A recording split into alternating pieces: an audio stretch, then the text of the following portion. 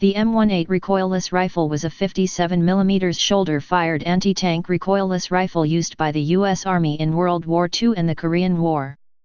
Recoilless rifles are capable of firing artillery-type shells at reduced velocities comparable to those of standard cannon, but with greater accuracy than anti-tank weapons that used unguided rockets, and almost entirely without recoil. The M18 was a breech-loaded, single-shot, man-portable, crew-served weapon. It could be used in both anti-tank and anti-personnel roles. The weapon could be both shoulder-fired or fired from a prone position. The T3 front grip doubled as an adjustable monopod, and the two-piece padded T3 shoulder cradle could swing down and to the rear as a bipod for the gunner. The most stable firing position was from the tripod developed for the water-cooled Browning M1917 machine gun. Origins and development. During World War II, the U.S. Army's artillery section was working on a 105mm recoilless cannon, based on captured models of the German 10.5 cm Leichtgeschütz 40 that used a plastic blowout plug in the cartridge case. At the same time, there was a freelance research by the U.S. Army's infantry section of a man-portable recoilless 57mm cannon by two engineers, named Kroger and Musser.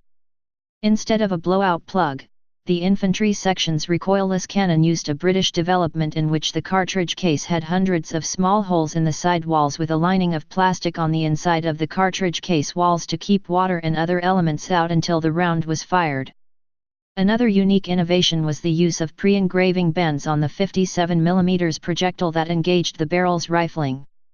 The belief was this feature would reduce friction on firing, allowing more of the propellant gases to be used to force the shell towards the target and less being used to achieve the recoilless effect, and therefore giving their design a much higher muzzle velocity than most recoilless cannon at that time period had achieved.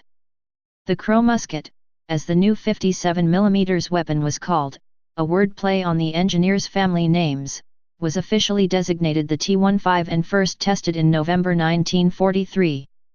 The tests proved that the infantry section's concept for a recoilless weapon was superior to the artillery section's concept, and the development of the 105mm weapon was cancelled. In late 1944, the T-15 was redesignated the M18 57mm recoilless. The cannon and 57mm ammunition were placed in mass production. Four types of ammunition were initially produced: an anti-tank heat round, T20E2/M307, an HE round, T22/M306, a smoke, white phosphorus, bursting smoke round, T23/M308, and a training practice round. By early 1945, over 2,000 M18 recoilless rifles and 800,000 rounds of ammunition were on order. After World War II ended, a canister round, T25E5, with a range of 175 meters was also produced. U.S. service. The weapon was crewed by a two-man team, the gunner and the loader, who fired it from a prone or kneeling position. It could also be awkwardly carried, fired from the shoulder and reloaded by one man in an emergency, fired prone from the extended T3 monopod and bipod, or fired from a fixed position on a cradle mounted on the M1917A1 machine gun tripod. The weapon was carried in a T27 cover with two padded shoulder straps, designed to be simultaneously carried by two men in line with the straps slung over their shoulder on one side. Ammunition was packed 4 shells to a wooden crate, each crate weighing about 40 pounds and had a volume of 0.86 cubic feet. 3 57mm recoilless rifle shells could be carried per M6 rocket bag and slung on one shoulder by the ammunition bearers assigned to the weapon. World War II. The first 50 production M18 57mm cannons and ammunition were rushed from the factories to the European theatre in March 1945. Further examples were subsequently sent to the Pacific Theatre. The first combat the new cannon saw was with the U.S. Army's 17th Airborne Division near Essen, Germany.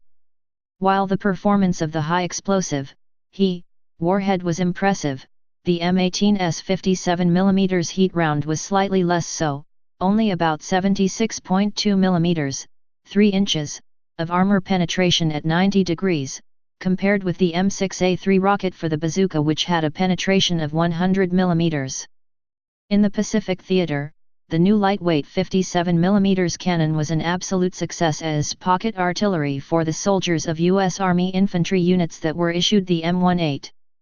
It was first used in the Pacific theater during the Battle of Okinawa on June 9, 1945, and proved with its heat and white phosphorus rounds it was the perfect weapon for the hard fighting that took place against the dug-in Japanese in the hills of that island. The only complaint the U.S. Army had was the lack of sufficient 57mm ammunition for the M18. Korean War. Each U.S. rifle company in the Korean War was authorized 3 M18 recoilless rifles. Veterans of the Korean War have mentioned the use of the M18 against enemy machine gun nests. For anti-tank tasks, however, the M18 was too weak. The Soviet-built T-34 tank was extremely hard to penetrate even for the 2.36-inch, 60mm, bazooka of World War II. The only way would have been flank or rear shots. U.S. infantry, initially with very few capabilities against these targets, solved the problem with new weapons like the 3.5-inch, 89mm, M20 Super Bazooka, which was powerful enough to destroy T-34s. Vietnam War. Although obsolete as an anti-tank weapon, the M18 was still used by ARVN and its allied forces in an anti-personnel role. It was able to use the NATO standard M74 tripod.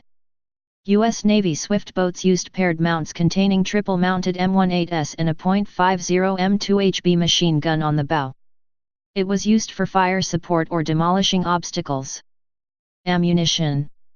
Ammunition for the 57mm M18 consisted of fixed rounds, that is to say, the propelling charge is not adjustable and an integral part of the ammunition. It is easily identified by a pre-engraved rotating band, a perforated cartridge case, and a positioning band. Production and use outside the U.S. The M18 was copied by the People's Republic of China as the Type 36. The U.S. had provided Nationalist China the blueprints for the weapon. When the Communist Chinese seized the factory, they took advantage of the facilities and blueprints to make their own copy of the weapon. China provided the Communist Vietnamese the Type 36 in 1963 for use in the Vietnam War. Tanzania was also a user of the Type 36. In a strange twist, the Chinese version of the M18 can fire both U.S. and Chinese manufactured ammunition, but US-made M18s cannot fire Chinese ammunition. This was done deliberately by increasing the bore of their weapons and ammunition by 1 mm, making their munitions too large for use by NATO weapons in the event of capture, but not vice versa. As late as 1984, the M18 57mm recoilless rifle was still being produced under license in Brazil by Hydroar in São Paulo. Type recoilless anti-tank weapon. Place of origin United States. Service history. In service 1945–1960s. Used by United States. Brazil. Republic of China, Nationalist. People's Republic of China, Type 36 variant. North Vietnam. Philippines. Tanzania. Wars World War II. Second Sino-Japanese War. Chinese Civil War. Korean War. Vietnam War, Limited. Production history. Designer Kroger and Musser. Designed 1942. Produced October 1944. Variants Type 36. Specifications. Weight 44.4 pounds, 20.1 kilograms.